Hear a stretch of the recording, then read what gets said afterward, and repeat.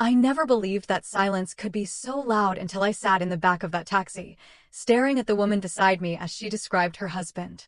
Not just vaguely, not just in passing. She was telling me, without an inkling of an idea, that the man waiting for her at a beautiful lakeside cabin was my husband, Gregory. And I still had 30 miles to go. That morning, I had woken up to sunbeams striping the bedroom blinds, my heart and mind humming with anticipation. Gregory had gone up to our retreat in Lakewood on Wednesday, saying he needed the quiet to finish sketching out the plans for his next big interior design project. "I just need the space, Ellie," he'd told me over the phone, his voice a gentle caress. "You know how the city noise clutters my process." I had smiled and agreed, as I always did. That was the kind of wife I was, supportive, understanding, never questioning. Friday was a half day at the office, and as I walked out early with my colleagues waving behind me, I made what felt like a sweet, spontaneous decision. I would surprise him. We hadn't had a real weekend together in weeks, and I missed him. The thought of cooking dinner together, of watching the lake glitter at sunset, maybe even opening the bottle of Bordeaux we'd been saving, it filled me with a giddy excitement I hadn't felt in a while. I drove home humming, packed my favorite sweater, a soft maxi dress, and, because I was feeling a little daring, the lingerie he'd given me last Valentine's Day, just in case this turned into a weekend of reconnection. And then my car wouldn't start. I tried once, twice. The engine gave a pathetic click, a sputter, and then died completely. I sat for a moment, my hands gripping the steering wheel, trying not to scream. Of course, on this day of all days. I could have waited for a mechanic. I could have rescheduled, but I was determined. I didn't want to waste another moment, so I called a taxi. Expensive for this kind of distance, sure, but worth it. Or so I thought. The driver was an older man named George. A warm smile, a gentle demeanor, and a slow southern drawl that made everything sound calm. We were maybe 10 miles out of Charleston when he pulled over to pick someone else up. A rideshare request, he'd said. I didn't mind. The more the merrier, I thought. Then she got in. She was striking. Not just in a way that turns heads, but in a way that suggests she knows she turns heads. Auburn hair in a perfect low chignon. Makeup that was subtle but deliberate. A scent that was expensive and intentional. Her name was Samantha. She smiled at me as she slid into the back seat, and I smiled back instinctively, smoothing a hand over my ponytail, suddenly more aware of a slight smudge on my eyeliner. The ride started quietly enough. George had soft music playing. Samantha scrolled through her phone. I watched the trees blur past, breathing in the rare sense of peace that comes from escaping the city. We were about 20 minutes in when she broke the silence. "I'm meeting someone," she said, unprompted, her voice light. "It's been a few weeks since we've seen each other. He's very special." I smiled politely, murmuring something noncommittal. She took it as a green light. "He's older, brilliant, an interior designer," she said, with a little laugh. "He has this incredible mind. Everything has to be just so for him to work. That's why he went out to this cabin. Says the city stifles his creativity." My body went rigid. "It's our place," she continued, a dreamy look in her eyes. "He's even showing me his new project this weekend. Says he has a surprise for me." My lips parted, but no sound came out. "I'm a little nervous," she confessed, then laughed. "Isn't that silly? I mean, we've been seeing each other for 6 months, but I think something big might happen this weekend." My lungs began to feel tight. The edges of the world blurred slightly. And then she said the name, so casually. "Gregory." And the world stopped. My husband's name, falling from a stranger's lips as if it belonged there. I turned to the window, feigning an interest in the scenery. But inside, I was screaming. I hadn't said a word about who I was. She didn't know me. She didn't know she had just shattered something sacred. And I didn't stop her because something inside me, something cold and sharp and frighteningly clear, needed to hear more. And I knew I would. Samantha didn't notice the shift in me. Or perhaps she did, and mistook it for polite interest. In any case, she kept talking, and I kept listening. Every word was another thread pulled from the tapestry of my marriage. "You know what I love about him," she said, twisting a strand of her hair. "He remembers the little things. Like how I love white roses, and he doesn't just pick up any bunch. He chooses the ones with the long stems, the kind that look elegant in tall glass vases. White roses. Gregory used to bring them home for me on every anniversary. He said they reminded him of my quiet strength, of the way I held everything together. I had always thought it was the most beautiful thing he'd ever said to me. Samantha lifted her hand, touching the small silver earrings that dangled from her earlobes. He gave me these last week, she said proudly, said they brought out the gray in my eyes. I mean, who notices something like that? Gregory did. He had said the same thing to me about a different pair of earrings. For a moment, I almost laughed. Almost. Because the absurdity of it all, the recycled poetry he was pouring over the both of us, was pathetic. But the laugh never came. Only a deep, acidic churning in my chest. I still said nothing. I think she took my silence for encouragement. Or maybe she just didn't care. We met at a coffee shop, she went on, shifting in her seat. He was sketching something, plans, I think, and I accidentally knocked over a sugar dispenser. Total mess. He helped me clean it up and then, out of nowhere, bought me a coffee to make up for it. She giggled. Who does that anymore? I wanted to scream. I wanted to tell her I had heard that story before. Down to the spilled sugar. Only back then, the woman he had helped was me. My hands tightened on the seat. George, still driving, turned the radio up a fraction. A soft country song filled the car. It would have been peaceful under any other circumstances. Gregory is different, she continued. He doesn't talk like other men. He actually listens. He tells me about his work, about how spaces should breathe, how color affects mood. And I get it, you know. It's not just a job to him. It's an art.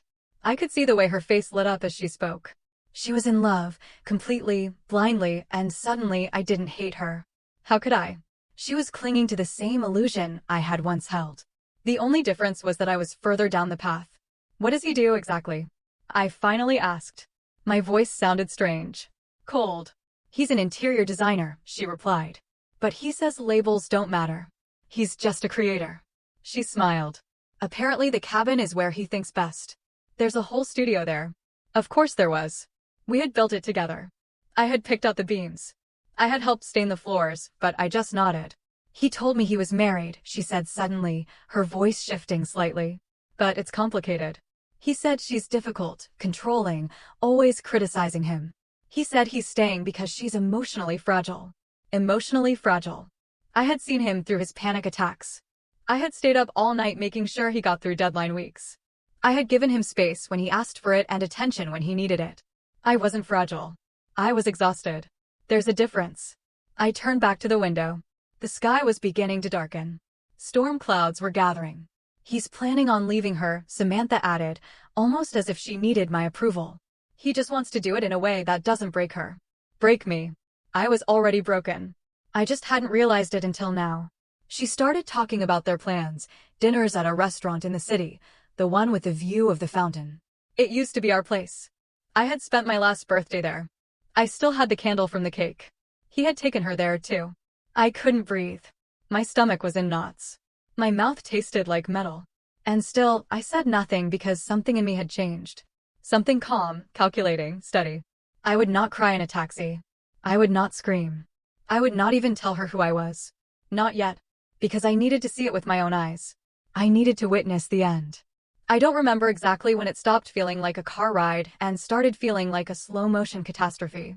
Somewhere between the moment she said his name and the moment she started talking about the scar on his arm, I lost track of time. He has this scar, Samantha was saying, smiling softly. Right here.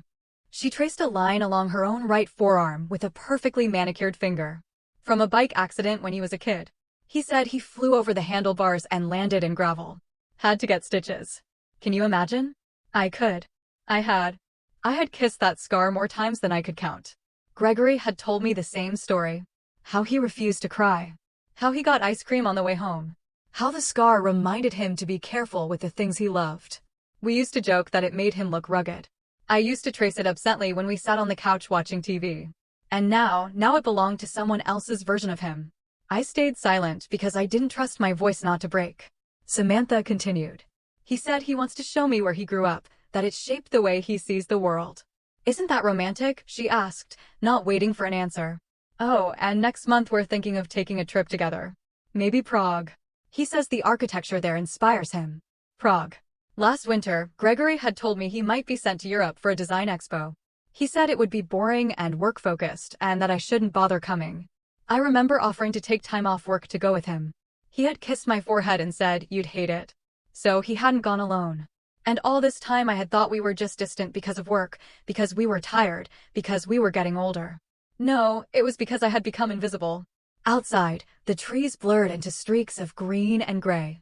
A light rain began to tap against the windows. A storm was definitely coming. He told me, Samantha said casually, that his wife can't have children, which is probably for the best. He said it's a sad situation, but that she's quite unstable, emotionally speaking. I think he feels guilty, to be honest. That's why he's trapped. Unstable. Gregory and I had tried for a baby for 2 years. It had been exhausting and emotional. And yes, I had cried plenty after every failed test, every doctor's appointment, every hopeful round of vitamins. But I was never unstable. I was hopeful. And now I knew he had turned that vulnerability into a weapon. Used it as his excuse. Painted me as the villain in someone else's fairy tale. Samantha touched her lips with a tissue, refreshing her lipstick. Bright red, the color of confidence, of seduction. We're celebrating our 6-month anniversary this weekend, she said brightly. He said he has something planned. Maybe another ring. He asked me my ring size last week. My heart hammered against my ribs. Gregory had asked me my ring size, too, last month. Said he wanted to get me something special for our upcoming anniversary. I had thought maybe he was trying. Maybe we were turning a corner. I had thought wrong. And then she said something that made the air freeze in my lungs. He said he's never felt so free with anyone, that he can finally breathe, that I make him feel like a man again. My eyes burned. I blinked hard, refusing to let the tears fall. Breathe. That was our word. He used to say it whenever I got overwhelmed. Just breathe, Ellie. He'd whisper it against my temple, his hand gentle on my shoulder. Now he was whispering it to her. I didn't even realize the taxi had slowed until George leaned over the seat and murmured, "Sorry, ladies. Looks like we've hit some traffic up ahead. Might be a while." It was just as well, because I needed time. I needed to collect all the broken pieces of what I had just heard. To arrange them neatly and build something out of them. Not revenge, not rage, but clarity. I sat back, closed my eyes, and listened to the steady drumming of the rain on the roof. Samantha was still chatting, oblivious, excited, radiant. She had no idea. Not yet, but soon she would. The storm was in full force by the time we reached the turnoff for Lakewood. The sky was low and bruised, and the rain came in slanted sheets against the windshield. George squinted through the downpour, the wipers beating a steady, rhythmic pulse. I sat still, my heart pounding a frantic counter-rhythm to the thunder overhead. Samantha, meanwhile, was fixing her hair in a small compact mirror. She looked radiant, impossibly happy. She reapplied her lipstick, smoothed down her dress, and then gave a little gasp. "There he is," she said, pointing out the window. "He said he'd wait at the gate." I followed her gaze. And there he was, Gregory, in the blue flannel shirt I'd given him for Christmas. The one I'd said, that brought out the blue in his eyes. He was standing at the entrance to our property, the very gate I had painted myself 2 summers ago, and he was smiling, the same smile I used to believe was reserved only for me. I shrank into my seat, praying the tinted glass would shield me. George pulled over, slowing to a stop near the curb. "This is me," Samantha chirped. She turned to me with a brilliant smile. "Thanks for the company. Have a great weekend." My lips barely moved. "You too." She opened the door, stepped out, and Gregory moved toward her like a man walking into a dream. I sat frozen, watching him wrap his arms around her, pull her close, and kiss her, a deep, intimate, lingering kiss. I turned my face away, but the sound, his voice, still reached me through the rain. "I missed you, baby." Baby. He used to call me that. Something inside me broke. Not loudly, not in a fiery explosion, but quietly, like a candle being snuffed out without warning. George looked back over his shoulder. "Where to next, miss?" My mouth opened, but no words came out. I could leave now. I could let that be the last image I ever had of Gregory Whitaker, my husband, holding another woman in the rain on the porch of the house we built together. But then I heard it again. Samantha's laugh, clear, confident, triumphant. Something in me shifted. "Take me back to the city," I said quietly. "My plans have changed." George blinked. "You sure? It's a long way back in this weather." "Yes," I nodded. "Please." As the taxi pulled away, I looked out the window, but the road was a blur, not from the rain, but from something burning behind my eyes. I lasted 3 miles. "Stop the car," I said suddenly. George glanced at me in the rearview mirror. "Everything all right?" "No," I said, "but I'm going back anyway." He made a U-turn on the narrow road without a single question. No comment, no judgment, just the hum of the engine and the soft patter of the rain. When we reached the house again, the gate was slightly ajar. I paid George double, telling him not to wait. He gave me a knowing look, a sad, understanding nod, and drove away. I stood there on the gravel drive in the light drizzle, staring at the house I had once called ours. I could hear laughter from inside, Gregory's voice, then Samantha's. They sounded at ease, familiar, like they belonged there. I walked up to the front door and paused. My hand hovered over the doorknob. I could barge in, hurl accusations, demand explanations, but I didn't want a scene. I wanted clarity. So I smoothed my hair, straightened my jacket, and rang the doorbell. Footsteps. Then the click of a deadbolt. Gregory opened the door, and his face turned to ash. "Eleanor," he whispered. What are you doing here?" I smiled. "Surprise. Got off work early. Thought I'd come spend the weekend with my husband." He blinked. Panic bloomed in his eyes. You never said." "I didn't," I interrupted gently. A voice called out from behind him. "Who is it?" Samantha came into view, tucking a loose strand of hair behind her ear. Her expression froze the moment she saw me. She looked from me to Gregory and back again. I held out my hand to her, calm and steady. "Hello, I'm Eleanor, Gregory's wife." She didn't take my hand. She didn't have to, because in that single moment, everything clicked into place. The earrings, the roses, the stories, the lies. The truth stood between us as thick as smoke.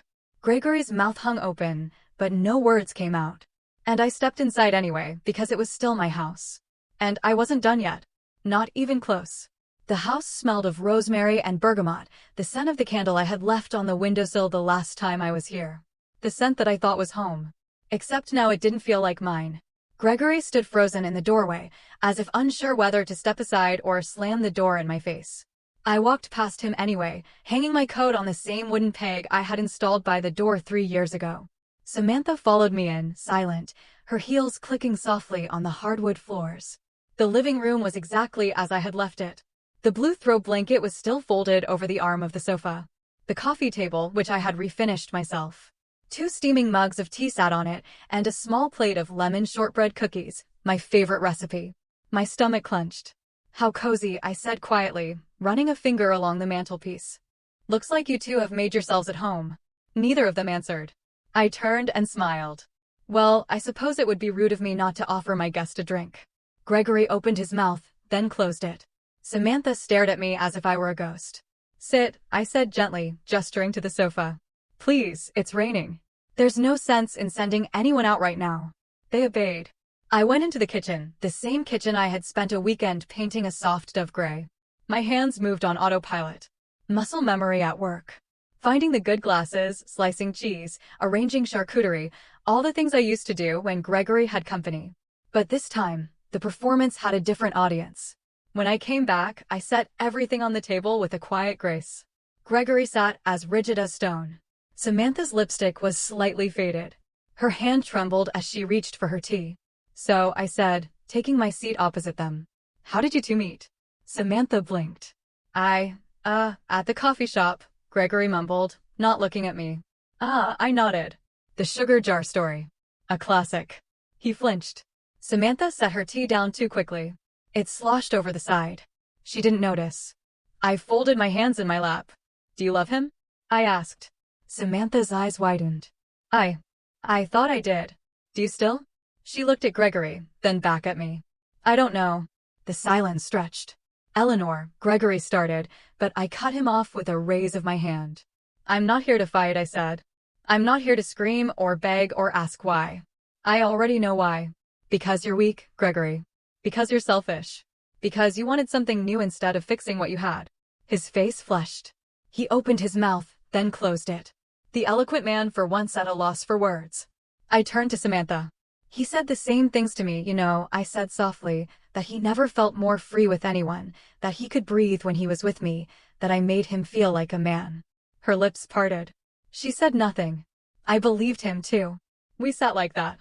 3 people, 1 lie, too many truths, until I finally stood and walked to the mantelpiece. From the mantel, I picked up the silver picture frame. Our wedding photo, me in an ivory lace dress, him in a navy suit. Both of us smiling. I turned it over and set it face down. I think we're done here, I said. Samantha slowly stood, her eyes downcast. I didn't know. I swear. I believe you. She swallowed hard. I should go. No, I said, surprising even myself. You'll stay the night. It's late, the roads are slick, and I'm not sending a stranger out into the storm, not even one who is just kissing my husband. Samantha looked like she was about to cry. Gregory looked like he already had. There's a guest room upstairs, last door on the right. There are fresh towels in the closet. She nodded, mumbled her thanks, and disappeared up the stairs. Gregory turned to me, his shoulders slumped. Ellie, I held up my hand again. No more words. You've said enough. I picked up my own teacup, took a long sip, and let the silence do the talking. Because in this house, in this moment, I was the one in control. I didn't sleep that night. Not because I was angry, not even because I was sad.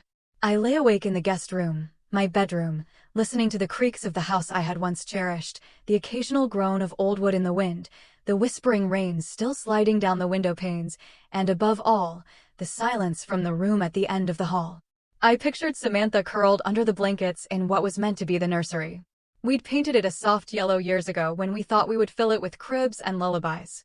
Now it was sheltering the woman who had nearly stolen my life, though in truth, she hadn't even known it. Sometime before dawn, I got up. The house was still. I padded barefoot into the kitchen, started a pot of coffee, and stared out the window while the machine hissed and sputtered. Outside, the sky was turning from black to charcoal. The first hints of morning were softening the dark edges of the woods. A footstep on the stairs made me turn. Samantha stood there, pale, her hair loose, her mascara slightly smudged. She looked like she had aged a year overnight. "Can I sit?" she asked, her voice hoarse. I nodded. She slid quietly into a chair at the kitchen table, her fingers tracing the rim of an empty mug. "I couldn't sleep," she said. "Me neither." The silence settled between us. Not hostile, not awkward, just heavy, like a blanket over both our shoulders. "How long have you known?" she asked. "Since the taxi." She blinked. "That whole time. And you didn't say anything?" I poured coffee into 2 mugs and slid one across to her. I needed to see it for myself. She stared into the swirling liquid. "Why didn't you scream? Throw me out." I sat down. "Because I'm tired of screaming. And you didn't betray me, Samantha." "He did." She looked up at me, her eyes shimmering. "I had no idea. He said you were cruel, controlling, that you would ruin his life if he left." I gave a dry laugh. "Of course he did. That's what cowards do. They turn the truth into a prison and hand someone else the key. I feel so stupid." "You're not stupid. You were in love. So was I." She wrapped her hands around the warm mug and stared at her reflection in the coffee. "I thought I was rescuing someone. Turns out I was just another version of the problem he didn't want to solve." The kettle whistled from the stove. I ignored it. "You know the worst part," she said, her voice barely a whisper. "He never told me about you." "Not really. No pictures, no stories, just hints. Like I was supposed to imagine you as the villain." I stood and opened the cabinet above her, pulled out a photo album, and set it on the table. "Here," I said, "is the woman he was married to for 5 years." She flipped through it tentatively. Pages of memories, Christmases, vacations, the cabin under construction, smiling faces, intertwined fingers, the illusion of a forever. She paused on a photo of Gregory kissing my cheek on our anniversary. I remembered that day because I'd been sick with the flu, but had cooked him dinner anyway. He'd said it was the best meal he'd ever had. She turned the page and stopped. "That's the restaurant," she whispered. "The one with the fountain." "Our place," I said softly. Tears welled in her eyes. She closed the book slowly. "I'm so sorry." A pause. "What are you going to do now?" "I'm going to take you home." She looked surprised. "You don't have to do that." "I want to." I went upstairs, changed into jeans and a sweater, and grabbed my car keys from the bowl by the door. Gregory was still asleep when we left, or pretending to be. I didn't care. We drove in silence for the first few miles. Samantha stared out the window, her hands clasped in her lap. When we hit the highway, she finally spoke. "Thank you for not hating me." "I don't hate you. You don't have to be kind, though." I glanced at her, then back at the road. We were both lied to. That makes us the same kind of woman, just at different stages. She nodded. We didn't talk much after that, but an unspoken something passed between us in the quiet. Not forgiveness exactly, something better, recognition. After I dropped Samantha off, I didn't go straight home. Instead, I drove aimlessly around the city for nearly an hour, through neighborhoods I hadn't visited in years, past the coffee shop where Gregory and I used to sit on Sunday mornings, past the hospital where we'd hoped to find answers about why we weren't pregnant yet. The streets looked the same, but I wasn't. I was not the woman who had left for the lake cabin the day before. That woman was gone. When I finally walked through the door of our apartment, it felt quieter than usual, but not in a sad way. More like the stillness after a storm has swept through and cleared out everything that was wrong. Everything that was heavy, everything that no longer belonged. Gregory came home that evening. He said nothing at first, just stood in the doorway, rain dripping from his jacket, his eyes widening when he saw the suitcase packed neatly by the bedroom door. "Ellie," he said, his voice cautious. "Can we talk?" I didn't look up from the glass I was washing. "There's nothing left to say." "I was a fool," he started. I lost myself." "You didn't lose yourself," I said softly. "You just chose a version of yourself that didn't include me. I never stopped loving you." I turned off the tap. "Don't lie. You might have loved the idea of me, the loyalty, the comfort, but you haven't loved me, the actual person, in a very long time." He took a step closer. "We can fix this." I shook my head. "No, you broke something that can't be glued back together." He looked around as if trying to find something familiar to cling to. "This place, the cabin, everything we built, belonged to me," I interrupted. "I bought the apartment before we were married. The deed to the cabin is in my name. You can have the car." He blinked. "You've decided." "I filed this morning," I said. "Mutual consent. If you don't fight it, we'll be done in 2 months." He sank onto a chair, suddenly looking old, tired, small. I didn't hate him, but I didn't feel sorry for him either. Gregory had never been a bad man. He was just a weak one. And I had spent too long loving a man who needed admiration more than he needed honesty. By the end of the week, he was gone. I packed the rest of his things myself carefully. No screaming, no slamming doors, just quiet decisions. I changed the sheets, repainted the bathroom, bought a new plant for the windowsill, and then I went back to the cabin alone. I stood in the middle of the beautiful home I had helped design. Every piece of furniture, every photograph, every book on the shelf, and realized I didn't have to burn it all down to reclaim it. I just had to start over. So I did. I hired a contractor to knock down the wall between the kitchen and the living room, making the space open, bright. I turned the guest room into an art studio. I didn't know if I was any good at painting, but it didn't matter. For the first time, I was creating something just for me. 3 months passed. A crisp autumn afternoon. I was sitting in a small cafe near the waterfront, sketchbook open, lost in thought, when a familiar voice said my name. I looked up. It was Samantha. She looked different, lighter, more sure of herself. Her hair was shorter. She wore less makeup. And beside her was a man, early 30s, scruffy beard, kind eyes, who looked at her like she was the center of the universe. "Eleanor," she smiled. "I was hoping I'd see you again." We hugged like old friends. She introduced her boyfriend, Ben. And I introduced myself simply as Ellie. Samantha didn't mention Gregory. She didn't have to, but as they were about to leave, she turned back and said, "Thank you for everything." I nodded. "You deserve someone who doesn't have to lie to feel loved." She smiled. "So do you." Later that evening, my phone rang. An unfamiliar number. "Eleanor. It's Henry, an old friend of Gregory's. We met once at that party." I remembered. He had been kind, funny, the sort of person who makes you feel important when he talks to you. "I heard about everything," he said. "I'm sorry." He blew it. He did. A pause. "I was wondering, would you want to get dinner sometime? Just a couple of old acquaintances getting reacquainted." I laughed softly. "That depends. Are you the kind of man who tells the truth?" "Always," he said, "even when it's hard." "Then yes." After I hung up the phone, I stood by the window of my apartment. My space, my light, my silence, and watched the sky turn from pink to gray. I didn't feel triumphant. I felt free. Not because I had destroyed Gregory, but because I had chosen myself. I had given up the illusion of who we were supposed to be and embraced the reality of who I was becoming. And I realized that was the greatest revenge of all.